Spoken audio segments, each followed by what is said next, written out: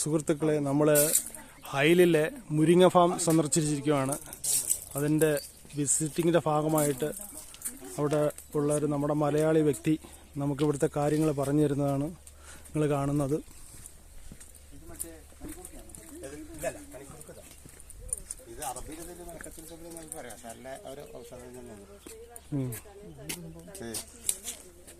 എന്താണ് സ്മെല്ലാത്തതുകൊണ്ട് അറബി പേരുകളാണ് നമുക്ക് കാര്യമായിട്ട് ഇതരും.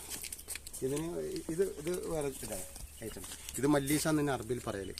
നമ്മുടെ ചെസ്റ്റിലില്ലേ കറകളൊക്കെ ഉണ്ടല്ലോ, കഫക്കെട്ടൊക്കെ പുറന്തള്ള ഏറ്റവും നല്ലൊരു ഔഷധം. ഇത് മലക്കത്തുൽ ജബൽ എന്ന് പറയുന്നത്.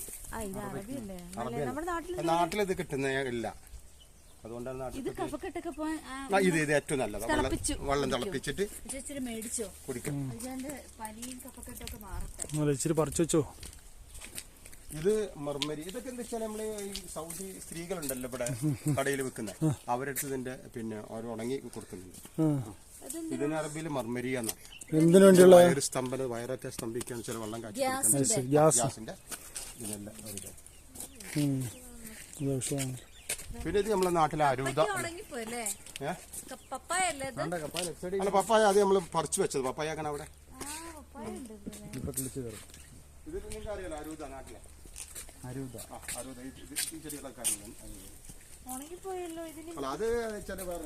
വിവിധ ഇനം ഔഷധ സസ്യങ്ങളാൽ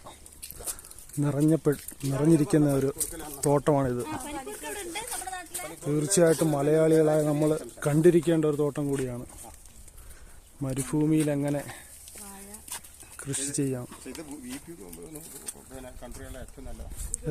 അതിരാവിലെ ഒരു പിന്നെ വെറൈറ്റിയിൽ ഒരു ഗ്ലാസ് വെള്ളം തിളപ്പിച്ചിട്ട് അതിൽ കുടിക്കാന്ന് വെച്ചാൽ BP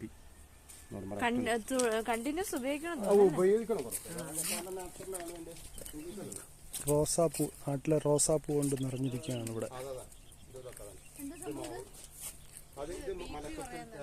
കപ്പ നമ്മുടെ നാട്ടില്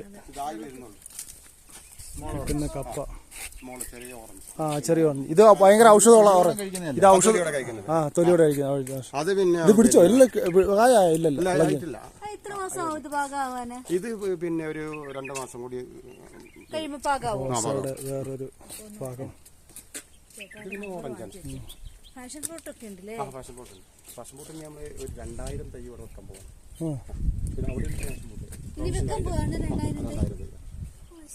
ഒരു കണ്ണഞ്ചിപ്പിക്കുന്ന, ത്രസിപ്പിക്കുന്ന ഒരു ഫാമാണിത്.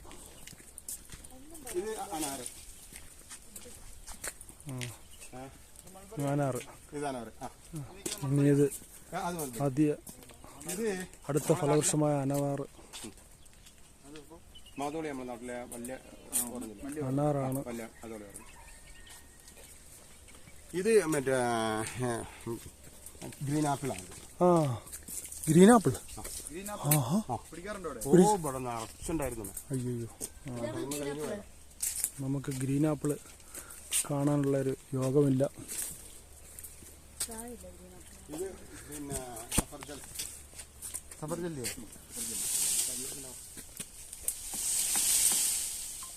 സഫർ ജെല്ലി ഇല്ലേ? അല്ലല്ല, വെളുത്ത സാധനം, പഴം. അതായിരിക്കണം.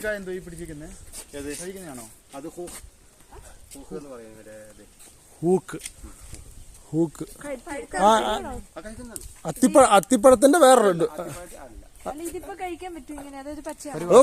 പീച്ച് എന്ന് പറയുന്നത്. പീച്ച്.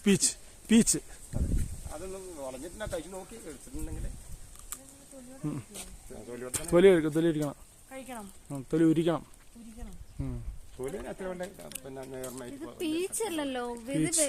വേറെ മോഡലല്ലേ? അല്ലാതെ അത് രണ്ടാമപ്പം വന്നത്. ആദ്യം വന്നത് എല്ലാം കഴിഞ്ഞു. നീണ്ട വീഡിയോ ആയതുകൊണ്ട് നമ്മൾ തൽക്കാലം ഇവിടെ നിർത്തുകയാണ്. തീർച്ചയായിട്ടും സൗദിയിലുള്ള മലയാളികൾ കണ്ടിരിക്കേണ്ട ഒരു ഫാമാണ്. ഇല പൊഴിഞ്ഞ സമയത്ത് ആദ്യം വരുന്നത്